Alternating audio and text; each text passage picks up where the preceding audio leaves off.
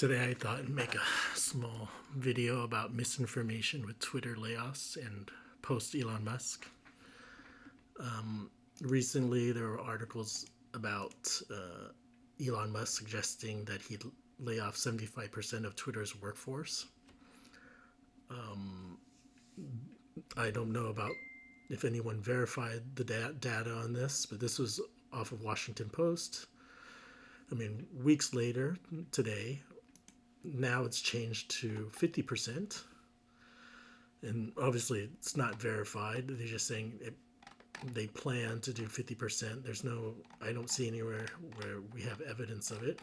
So we'll just have to trust, you know, these news articles. So let's say it's 50%. In this article, it says, in an effort to lower costs and reduce his debt from overpaying the social media platform, a report said Wednesday.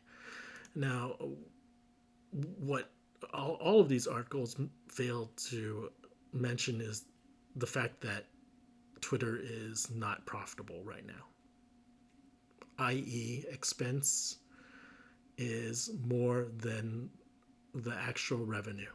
Now, that's basic finance for anyone.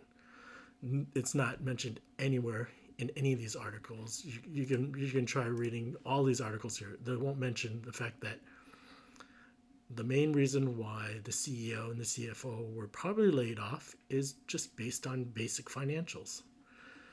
And so I did basic finance for myself. Look at the headcount every year. Look at the revenue for the past 4 years. Look at the profit.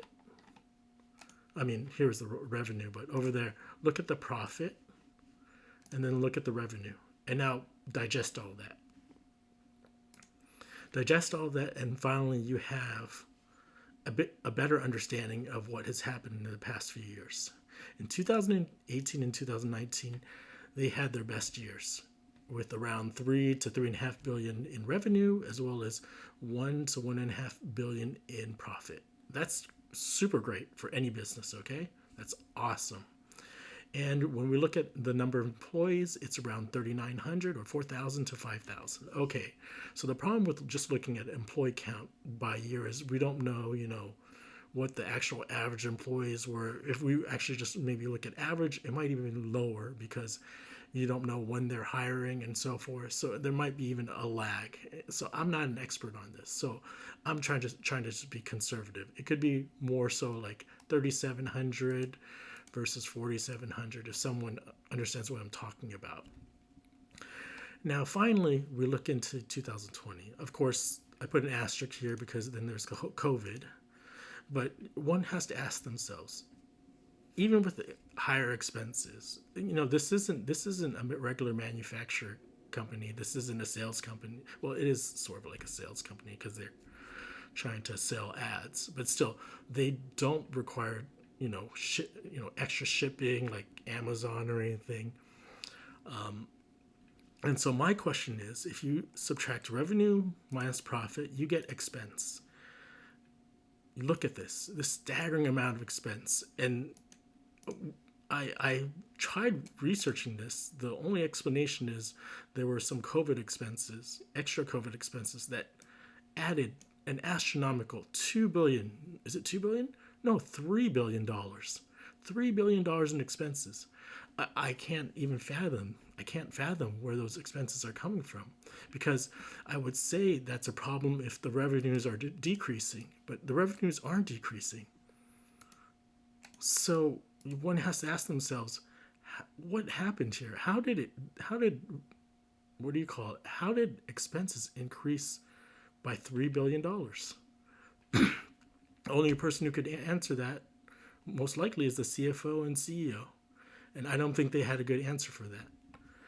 And again, that's what is bothering me when you look at these financials, because you have a $5 billion revenue only offset by a loss of $200 million, meaning that their expense was $5.29 billion.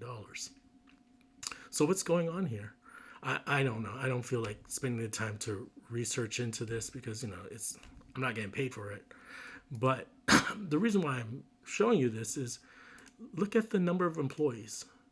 So none of these articles, absolutely none of these awesome articles that talk about layoffs, is mentioning the fact that expenses are just out of control at Twitter.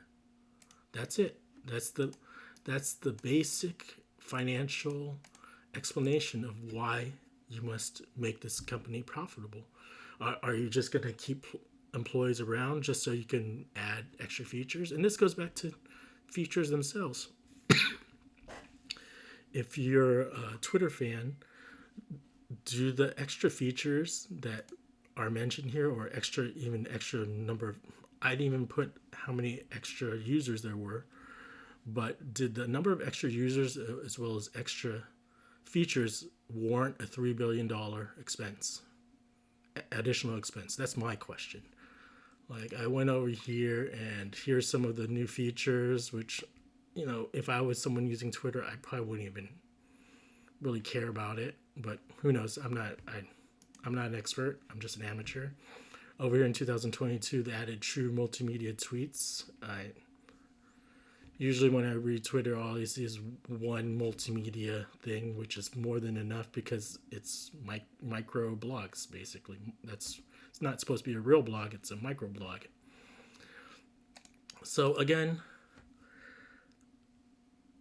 the media right now, I don't like, for me, it bothers me a little bit about the misinformation of painting.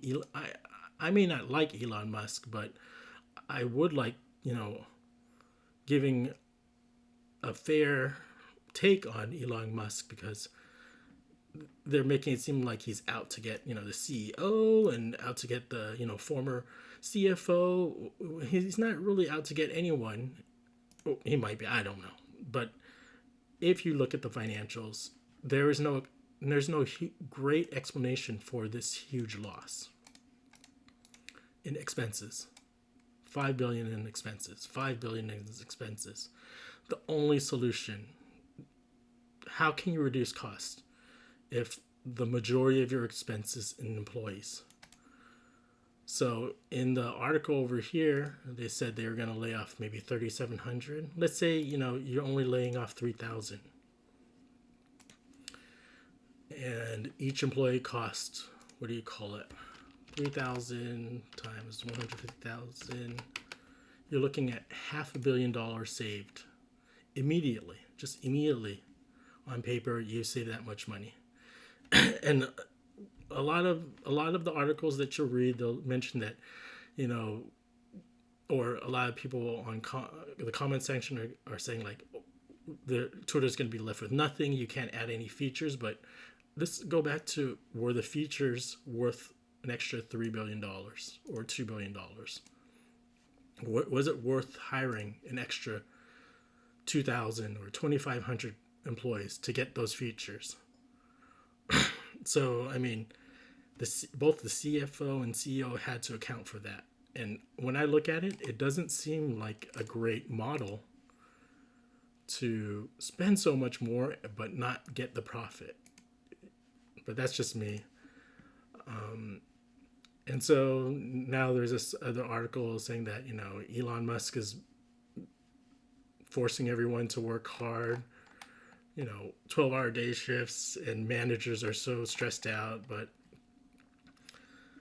the other thing is, so let's look at manager Twitter pay. If you just look at that, you're looking at an average pay of maybe 150, even more. If they're a software engineering manager, it's 250,000. So, I mean, if you're making that money, you should be able to justify the amount of work you need to do. So, I mean, it's hard for me to feel any.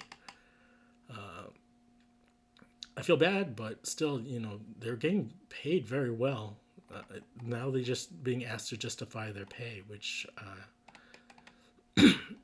they're trying to make it seem like this is a hugely sad deal. But I would think they would have saw the writing on the wall. Just look at the financials. You're too many employees. If they didn't see this coming, it's very unfortunate.